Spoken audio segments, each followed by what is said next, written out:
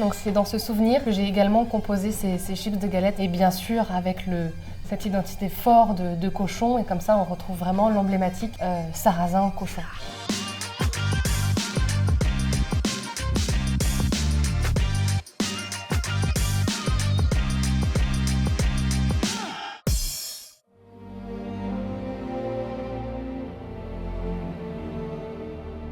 Clairement, on le voit, cette tradition en Bretagne, mais le bâtiment lui-même est exceptionnel. On voit que c'est tout l'artisanat, toute l'histoire, toutes les étapes à travers les siècles. Et c'est d'ailleurs notre passion en tant que propriétaire de transmettre cette passion historique, culturelle, artistique, culinaire. On est sur un moment exceptionnel, c'est-à-dire un moment où on se coupe de tout. Il faudrait presque laisser son portable à l'extérieur et voilà, et on vit ce moment, on vit les émotions, on vit ses 5 sens et on se laisse porter par le patrimoine. La roubiquette est une spécialité gastronomique bretonne qui trouve ses racines dans les traditions culinaires rurales du 19e siècle. Bien que moins célèbre que les crêpes, les galettes ou encore le kouign-amann, est emblématique de la créativité et de la simplicité qui caractérise la cuisine bretonne. Oui, c'est vraiment la graine de sarrasin que je travaille sous vraiment ces 3 formes. Je la fais donc torréfiée, après les cuite longuement avec du lait, de la crème, mixée par la suite pour avoir vraiment ce crémeux et ce velours de sarrasin. Le chouchen qui est quand même un alcool de miel, donc qui est quand même un lien avec le miel qu'on utilise aussi. Tout est lié et tout va ensemble. Le beurre, bien sûr, beurre breton et demi-sel. On raconte une autre histoire et surtout, on comprend l'histoire des producteurs et on comprend l'histoire que les producteurs veulent nous transmettre. C'est encore plus facile pour nous de transmettre cette histoire. Ce miel qui nous vient de chez Ludo,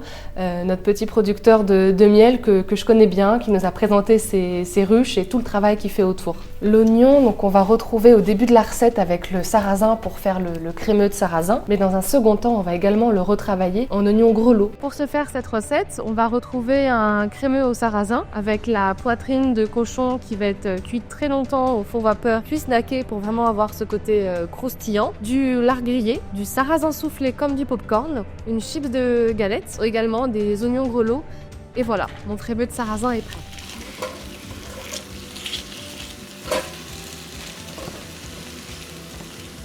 Maintenant que nous avons tous nos éléments de prêt, nous sommes prêts pour passer au dressage.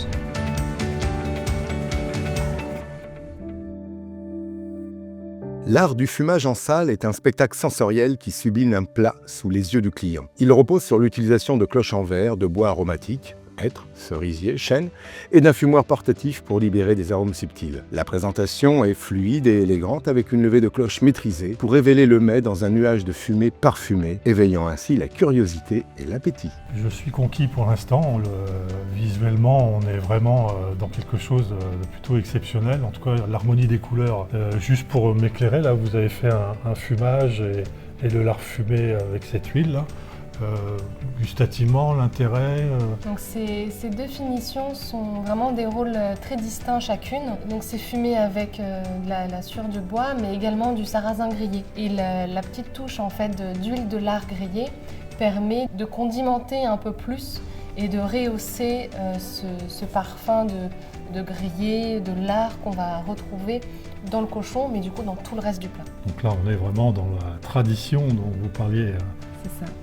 De partage, ce qui est l'esprit de la famille en plus, ça a plein de valeurs tout ça. Ce croustillant qui est intéressant, et puis l'oignon qui vient avec le sarrasin, avec ce mélange de croquants, là c'est une belle réalisation. Une idée du patrimoine, une idée de la gastronomie, c'est ce que vous vous êtes efforcé de réaliser avec la chef et l'ensemble des équipes d'ailleurs. Oui, c'est important parce que c'est la vocation aussi de nos métiers dans l'hôtellerie et la restauration, c'est de transmettre.